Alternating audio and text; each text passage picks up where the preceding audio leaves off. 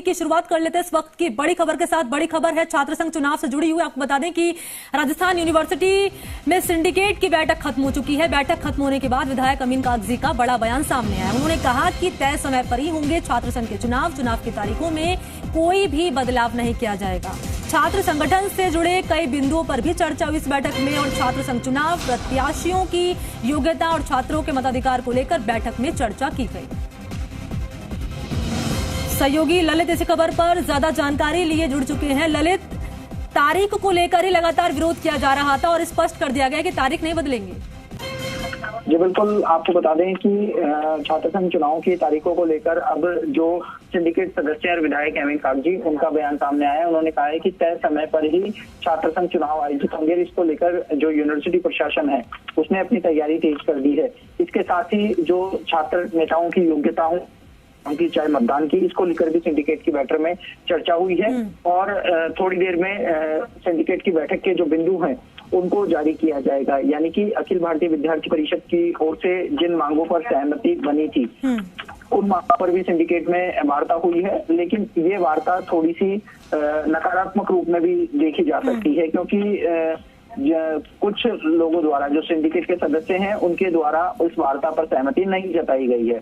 तो ऐसे में अब इंतजार है कि जो सिंडिकेट की मीटिंग है उसके पॉइंट्स क्या बाहर आते हैं, उसके बाद ही कुछ बताया जा सकता है। क्योंकि जब अखिल भारतीय विद्यार्थी परिषद के छात्र नेता मुलाकात करने गए थे, वो सिंडिकेट की बैठक की बातों को जानना चाह रहे थे, तो इस दौरान उनमें झड़प हो गई थी और पुलिस प्रशासन द्वारा एबीवीपी के कुछ छात्रों को हिरासत में भी लिया गया था। ऐसे में अब इंतजार किया जा रहा है कि सिंडिकेट के बिंदु कब बाहर आते हैं और किन किन मांगों पर सहमति और किस मांगों पर असहमति बनी, उसका खुलासा थोड़ी देर में हो जाएगा। अच्छा ललित, दर्शकों के साथ मैं चाहूंगी आप दो बातें साझा करें। दो सवाल आपसे मेरे रहेंगे। पहला सवाल तो ये कि ये कहा जा रहा था छात्र नेताओं की ओर से कि भाई प्रवेश प्रक्रिया है ताकि स्टूडेंट की जो एडमिशन हो जाए, उसके बाद क्या होगा कि जो वोटिंग प्रोसेस है उसको सही तरीके से की जा सकती है। पहली चीज तो चाहूंगी इसको लेकर आप जानकारी साझा करें कि आखिर इसको लेकर क्या कुछ प्रारूप तैयार किया गया है प्रशासन की ओर से, और दूसरी चीज ये कि अब छात्रों को क्या रुख रहेगा।